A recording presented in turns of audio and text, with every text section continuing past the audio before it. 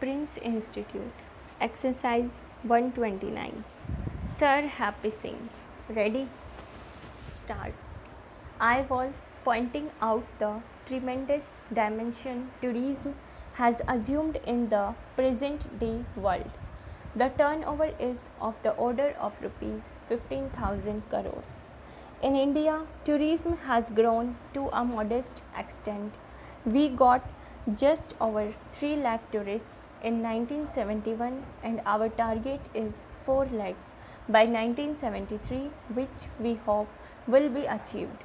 In the fifth plan, we are beginning to think in terms of doubling the intake from 4 lakhs in 1973 to 8 lakhs in 1978, and by the end of the decade, we should be able to hit the million mark. The figures of tourism given in other countries are not really always correctly revealing. India is a vast subcontinent in itself. If you were to count the number of people who travel inside the country as tourists, it might go into many crores. In Europe, of course, what happens is that a man leaves Italy in the morning, has his lunch in Yugoslavia, and come back. He is also called a tourist. If you compare it in India with that in Europe, for example, you would find that although we are considerably behind foreign standards, nevertheless the quantum of home tourism was very large. The figures I have given are only in respect of foreign tourists, that is, tourists from outside bringing in foreign exchange. As I said, we hope by the end of fifth plan to go up to 8 lakhs, earning between rupees 180 to 200 crores in foreign exchange through tourism directly and through aviation. But home tourism is the base upon which the superstructure of foreign tourism will have to rest. This is the important point I would like to reiterate.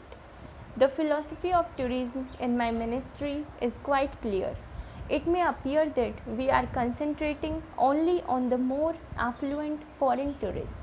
It is true in a way because with our limited resources, we have got to build up the infrastructure so that the foreigner can come and spend his foreign exchange here, because one of the important purposes of tourism is foreign exchange earning. But in addition to that, we are also trying to build up an infrastructure for less affluent tourists. In this connection, it is essential that the state governments, the local bodies, and the travel trade fully cooperate. Tourism is essential like cooperative venture. Tourism cannot be built by me sitting here in my office. Tourism can only be built if the entire nation is involved in tourism, the government of India and the state governments. My friend said it does not matter what the state governments do. It is not true. The state governments have to really fully cooperate. They have got to provide the infrastructure, land, water, roads, electricity. All these basic facilities for the tourists have to be provided, because under the federal system these have to be provided by the state governments. It is simply not possible for the government of India to try and impose tourism upon the states. This is something which must grow from within. I would like to say that it is now 5 years since this ministry was set up, and I would judge as the greatest achievement of our ministry not so much the rise in tourists but the growth of tourism consciousness in this country. I remember when I took over this ministry 5 years ago, tourism was looked upon with a mixture of amusement and contempt, as if it was something really intended either for the very affluent or for the very eccentric. But today the realization has grown that tourism can become a central economic activity in this country. Tourism can bring employment to lakhs of people.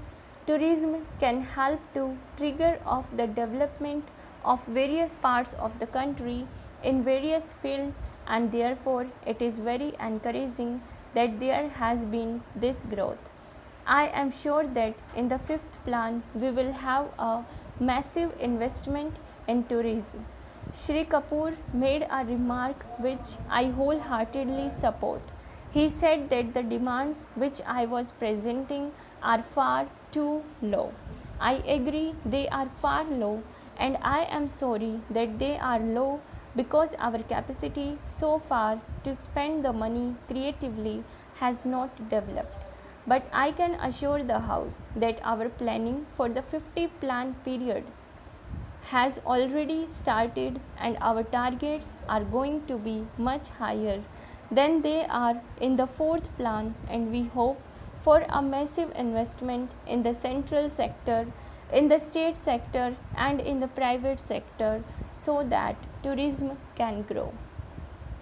One of the things that I intend to do fairly soon is that I will be announcing the setting up a national tourism board which will include representatives not only of aviation and tourism but also of other vital government of India ministries which are involved in it: transport, that is road transport, railways, archaeology, finance, and so on, and some non officials.